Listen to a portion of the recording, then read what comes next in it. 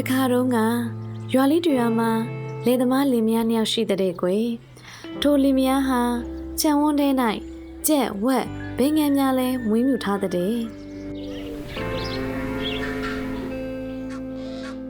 တနေ့မှာထိုလင်မယားနှစ်ယောက်မွေးမြူထားသောဘိငန်းများထဲမှာငမ်းမတကောင်ဟာရှူးတလုံးဥနေသည်ကိုတွေးလိုက်ရပါတော့တယ်ထိုနေ့မှစပြီးထိုငမ်းမလေးဟာနေ့စဉ်ရှူးတလုံးစီဥပေးနေလေတော့တယ်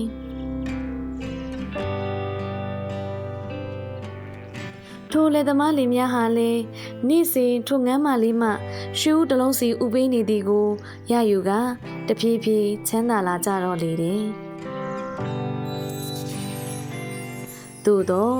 ထိုလေသမားလင်မယားဟာလောဘရမက်များတက်လာပြီးရှူးနေတိုင်းတလုံးစီရနေသည်ကိုပင်မရောက်ရဲမတင်းတိမ်နိုင်ပဲဒီတဲ့ပုံမို့လိုချင်လာကြတော့တယ်အဲ့လိုနဲ့တနေ့မှလေသမားလင်မယားဟာ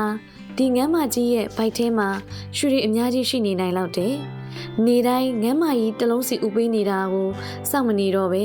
ဒီငမ်းမကြီးကိုပဲတက်ပြီးတခါတည်းအားလုံးယူလိုက်ရင်ကောင်းမယ်လို့တွေးတော်ပြီးလောဘစောတက်လာကြတဲ့ကွယ်အဲ့လိုနဲ့နောက်ဆုံးမှာငမ်းမကြီးကိုတက်ခါ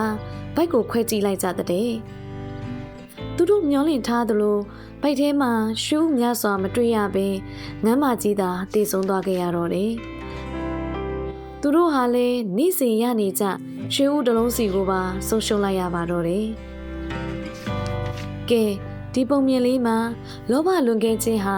ကောင်းကျိုးချမ်းသာကိုဖျက်ဆီးပြနိုင်ကြောင်းသင်ခန်းစာလေးပြချင်ပါတယ်ရှင်